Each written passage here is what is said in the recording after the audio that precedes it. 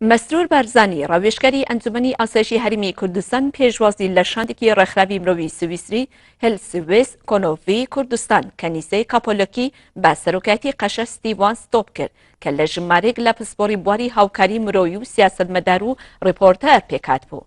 لە دیدارێکدا کە بە ئامادەبوونی دکتۆر فەوزی قەدور نوێنەری حکوومەتی هەرمی کوردستان لە سویسرا و موسا ئەحمەد جێگری بەرپرسی دەستگای خێرخوازی بارزانی بەڕێوەچوو تیشەخرای سەر هاوکاری مرۆڤیەکانی کە لەلایەن ئەم ڕێکخراوە لە ڕگەی دەستگای خێرخوازی بارزانی پێشکەشی هەرمی کوردستان کراوە و مەسرور بارزانی ئاماژەی بەو هاوکاری مرۆڤانی ڕێکخراوەکە و دابەشکنی لە ڕگەی دەستگای خێرخوازی بارزانی کرد کە جێگای سوپاسە. هەروە باسی لە کار و چالاکی مرۆڤەکانی دەستگای خێرخوازی بارزانی لە ناو کوردستان و دەرەوەی کرد کە بێ جیاوازی هاوکاری مرۆڤەکانی دابەشی سەر ئەوانە دەکات کە پێویستیان بە یارمەتی و هاوکاری و ڕایگەیان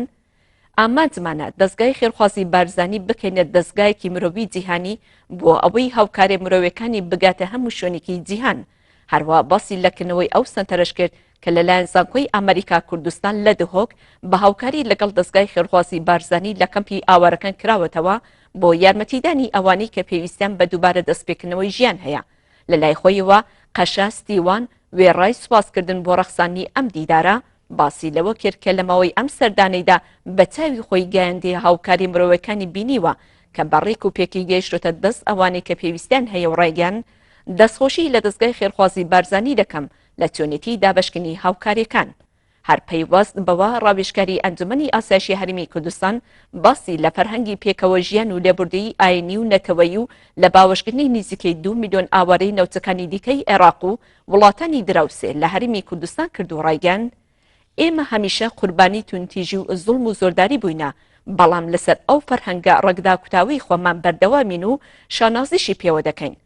لە بەشێکی دیکەی دیدارەکەدا تیشەخرای سەر ڕووداوەکانی ناوچەکە و پێویستی پێداچوونەوە بە داڕشتنەوەی نەخشەی ناوچەکە و پرۆسەی ڕفراندۆمی کوردستان. لەو بارەوە مەسرور بارزانی ڕایگەیان